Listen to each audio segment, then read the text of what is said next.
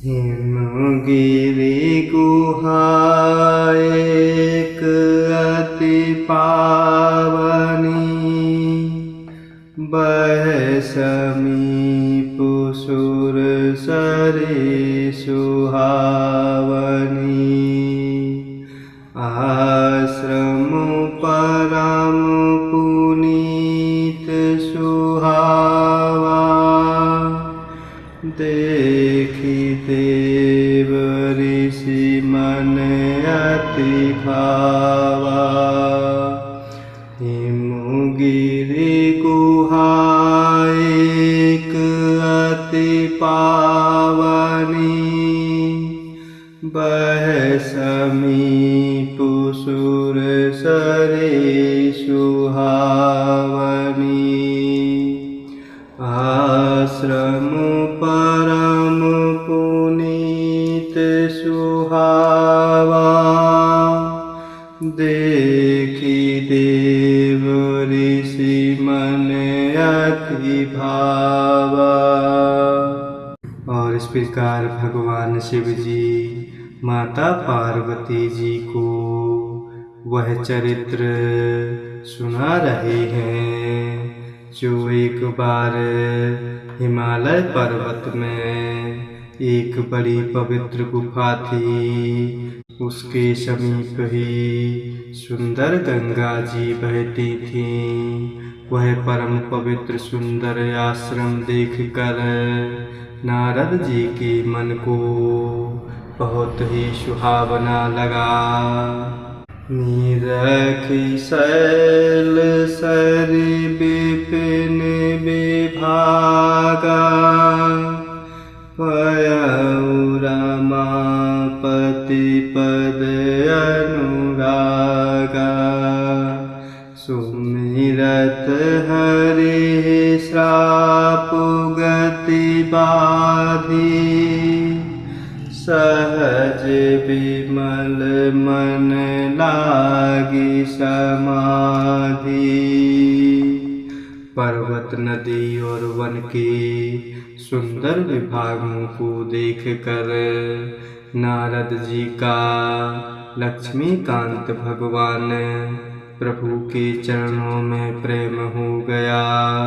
भगवान का स्मरण करते ही नारद जी के शाप की, जो शाप उन्हें दक्ष प्रजापति ने दिया था और जिसके कारण वे एक स्थान पर नहीं ठहर सकते थे, उनकी गति रुक गई और मन के स्वाभाविक ही निर्मल होने से नारद जी की समाधि लग गई।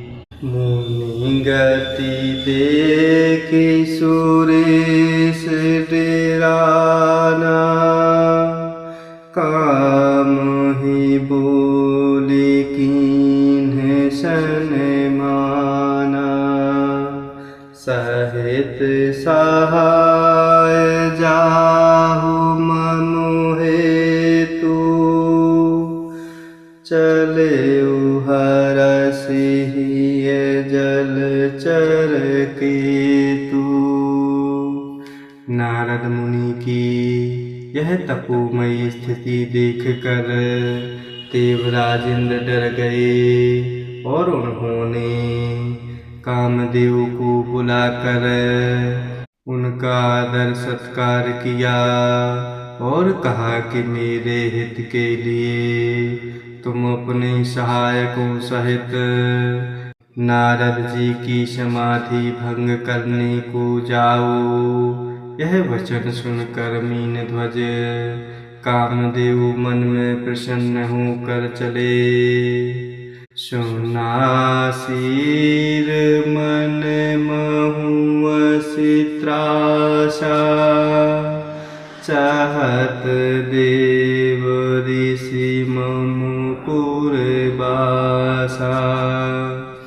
जे कामी लोलुप जग माही, कुटिल काक एवु सब ही डेराही। इंद्र के मन में यह डर के देवर्षि नारद जी मेरी पुरी अमरावती का निवास राज्य चाहते हैं। जगत में जो कामी और लोभी होते हैं वे कुटिल कौवे की तरह सबसे डरते हैं। सुख हार लई भाग सठ स्वान निरखी मृगराज छीनी ले जनि जान जड़ तेमें सुरपति न लाज।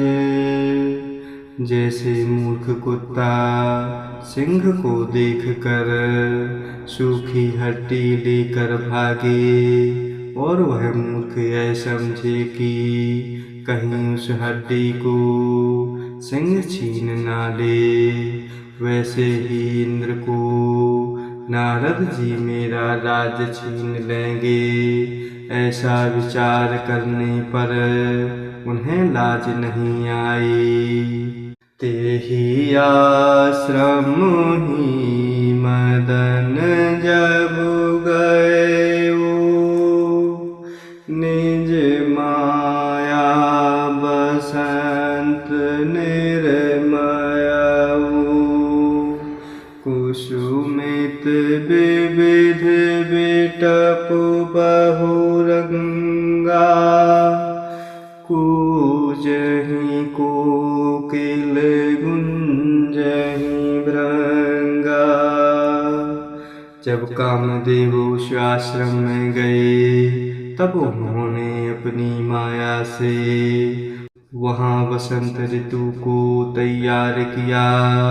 तरह तरह के वृक्षों पर रंग बिरंगे फूल खिल गए, उन पर कोयलें कूकने लगीं और भौरे गुंजार करने लगे। चली सुहावनी त्रिविध बयारी काम कृशानु बढ़ाओ निहारी। रंभादिक सुर नारी नबीना सकल असमुसर कला प्रवीणा। कामाग्नि को भड़काने वाले 3 प्रकार की शीतल मंद और सुगंध सुहावनी हवा चलने लगी। रंभा आदि नवयुवती देवांगनाएं जो सब की सब काम कला में निपुण थीं, करहि गान बहुतान तरंगा बहुविधि क्रीड़हि पानी पतंगा। देखी सहाय मदन हर्षाना कीन्हि से पुनि प्रपंच विधि नाना। और वे बहुत प्रकार की तारों की तरंग के साथ गाने लगी और हाथ में गेंद लेकर नाना प्रकार के खेल खेलने लगी। कामदेव अपने इन सहायकों को देखकर बहुत प्रसन्न हुए और फिर उन्होंने नाना प्रकार के माया जाल किए। काम कला कछु मुनि न व्यापी निज भय डरे मनुभव पापी। सीम की चापी सकै तासु बड़ रखवार रामापति जासु। परंतु कामदेव जी की कोई भी कला मुनीश्वर पर असर न कर सकी। तब तो कामदेव अपने ही नाश के भय से डर गए। लक्ष्मीपति भगवान जिसके बड़े रक्षक हों, भला उसकी सीमा मर्यादा को कोई दबा सकता है।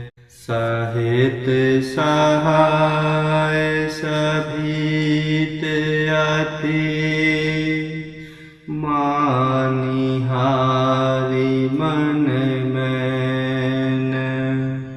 गहे सि जाय मुनि चरण तब कहे सुठिया रत बैन।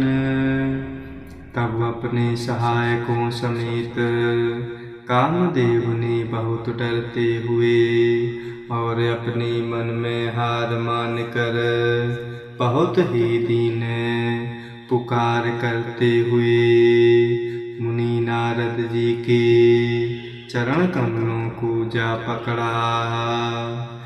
जय सिया राम, जय जय सिया राम, जय